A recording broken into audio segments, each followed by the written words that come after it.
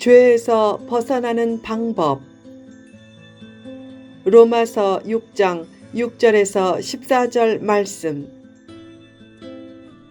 하나님을 꼭 붙잡고 살라.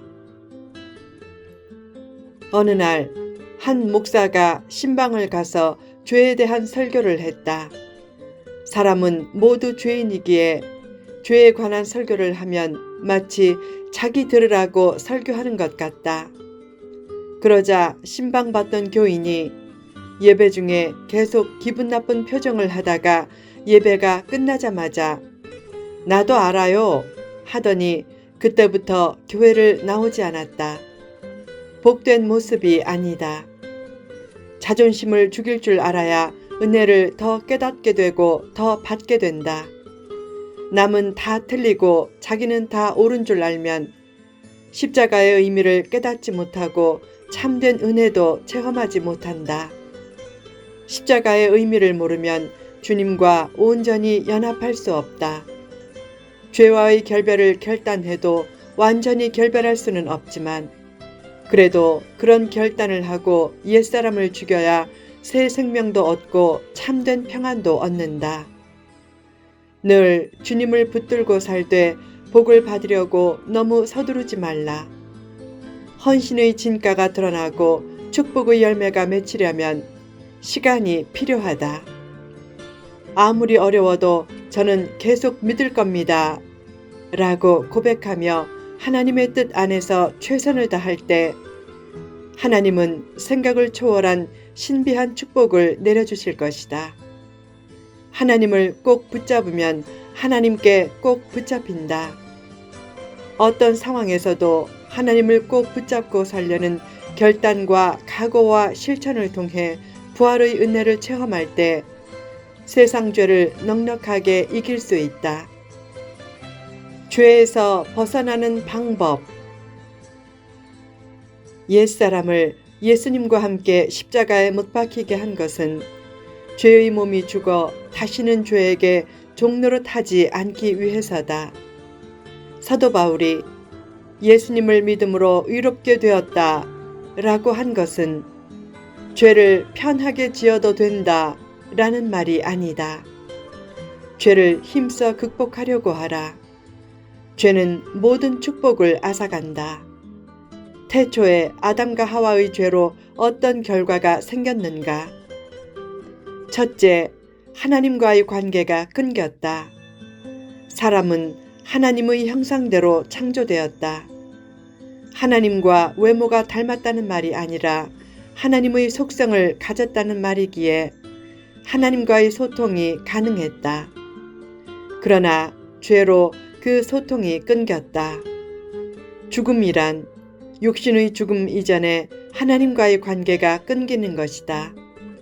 인간의 모든 불행은 하나님과의 관계 단절에서 비롯된 것이다. 둘째, 사람과의 관계가 끊겼다. 돕는 배필로 창조된 하와를 처음 보고 아담은 고백했다. 이는 내 뼈 중의 뼈요 살 중의 살이라. 혼자 누리던 하나님의 사랑을 나눌 상대가 생겼지만 어떤 경쟁도 없었고 오히려 참된 행복이 있었다. 그러나 범죄 후 선악과 문제로 추궁당하자 아담은 그 여자가 선악과를 주어서 제가 먹었어요 라고 했다. 당시 에덴에는 아담과 하와 두 사람만 있어서 서로 큰 위로가 되었다. 죄는 그 둘 사이를 금가게 했다. 셋째, 환경과의 관계가 끊겼다. 땅이 저주를 받아 가시덤불과 엉겅퀴를 내었다. 하나님은 여섯째 날에 창조된 인간에게 복을 주며 생육하고 번성하여 땅에 충만하라, 땅을 정복하라, 모든 생물을 다스리라 라고 하셨다. 그래서 자연 만물은 인간에게 절대 복종했다. 즉, 인간과 자연 환경 사이에는 부드럽고 조화로운 질서가 있었다. 에덴에서는 사람을 죽이는 태풍이 없었다. 그런 질서가 깨지면서 세상이 뒤죽박죽 되었다. 넷째, 자기와의 관계가 끊겼다.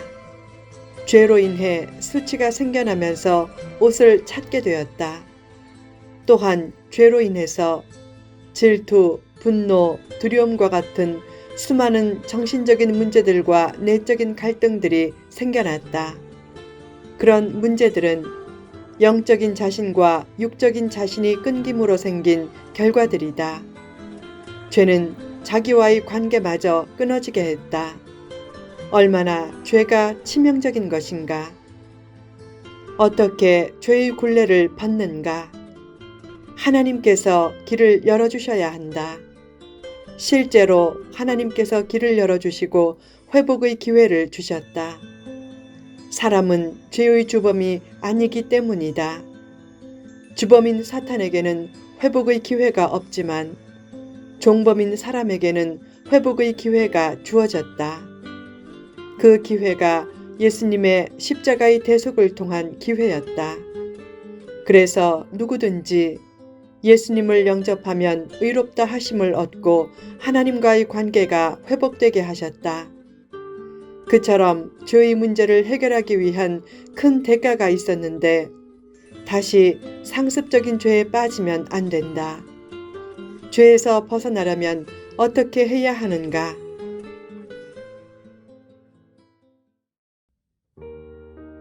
1. 욕심을 버리라. 바울은 죄가 죽을 몸을 지배하지 못하도록 몸의 사욕에 순종하지 말라고 했다. 왜 죄를 짓는가? 대개 보면 그 전에 욕심이 있다. 죄에서 벗어나려면 사욕과 죽기까지 투쟁해서 오도된 물욕과 성욕과 명예욕을 이겨내야 한다. 그 투쟁에서 패배할 때가 많아도 계속 투쟁해서 사욕에 이끌리지 말라. 아브라함이 가장 소중한 이삭을 바치려고 했듯이 예배 때마다 자신의 가장 귀한 것까지 드리려는 마음을 가지라. 어떤 교인은 물질은 드리는데 몸과 마음은 잘 드리지 못한다. 반대로 어떤 교인은 마음은 잘 드리는데 물질 문제에서는 인색하다. 어떤 교인은 다른 욕심은 없지만 자식 욕심만은 버리지 못해서 자식을 우상처럼 여기고 자식 때문에 탈법까지 한다. 어떤 교인은 나쁜 습관을 끊지 못한다. 어떤 교인은 야망과 자존심이 너무 강하다. 그런 모습들이 욕심 때문에 생기는 것이다. 욕심을 잘 버리려면 예배하는 삶을 통해 버리는 훈련과 드리는 훈련을 잘 해야 한다. 세상은 미혹의 손길이 넘실대는 시험의 바다지만 모든 사람이 다 시험에 미혹되지는 않는다. 시험에 미혹되는 이유는 욕심에 이끌리기 때문이다. 욕심만 잘 통제하면 시험의 바다에서도 시험에 들지 않는다. 욕심에 이끌려 미혹되면 시험이 되지 않을 것까지 시험이 되어 시험에 든다. 사람은 욕심을 채우면 행복할 것 같지만 결국은 욕심 때문에 망한다. 욕심은 독약에 꿀을 발라놓은 것과 같다. 그 정과 욕심을 십자가에 못 박아야 시험을 이길 수 있다. 2. 자신을 드리라. 사도 바울은 말했다. 또한 너희 지체를 불의의 무기로 죄에게 내주지 말고 오직 너희 자신을 죽은 자 가운데서 다시 살아난 자 같이 하나님께 드리며 너희 지체를 의의 무기로 하나님께 드리라. 나쁜 일을 안 하려는 것에서 머물지 말고 좋은 일을 하며 하나님의 뜻과 영광을 위해 자신의 몸과 마음을 드리려고 하라. 개화전 인도인들은 겐지스강을 신성시해서 가정의 저주를 끊겠다고 자녀를 제물로 수장시키기도 했다. 어느 날 겐지스강 뚝으로 한 여인이 두 아들을 데리고 가고 있었다. 한 아이는 건강했고 한 아이는 다리를 절었다. 선교사는 자녀를 수장하려는 것임을 직감하고 극구 만류했지만 허사였다. 한참 후 그녀가 장애인 아들만 데리고 돌아왔다. 선교사가 장애아 대신 건강한 아이를 버린 이유를 묻자 그녀가 반문했다. 당신은 당신 신에게 병들고 약한 것을 바칩니까? 인생을 살다 보면 가장 소중히 여기는 것이 자기 손에서 사라지고 가장 소중히 여기는 사람이 자기 곁을 떠날 때가 있다. 그때 그 상황을 사라진 것이나 빼앗긴 것이 아닌 하나님께 드린 것이라고 생각하라. 그러면 하나님은 그 헌신적인 마음과 정성을 보시고 그의 앞날에 축복과 행복의 문을 활짝 열어주실 것이다. 헌신이란 자신의 가장 소중한 것을 하나님께 드리고 더 나아가 자신을 드리는 것이다. 매일 말씀 묵상으로 하루를 시작하고 교회에서 힘써 충성하는 것도 드리는 삶의 중요한 표현이다.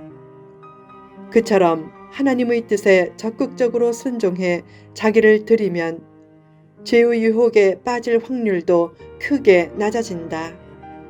늘 순종하는 헌신적인 믿음으로 하나님과의 소통, 사람과의 소통, 환경과의 소통, 자기와의 소통을 이루고 죄의 문제를 잘 극복해 하나님을 기쁘시게 하라.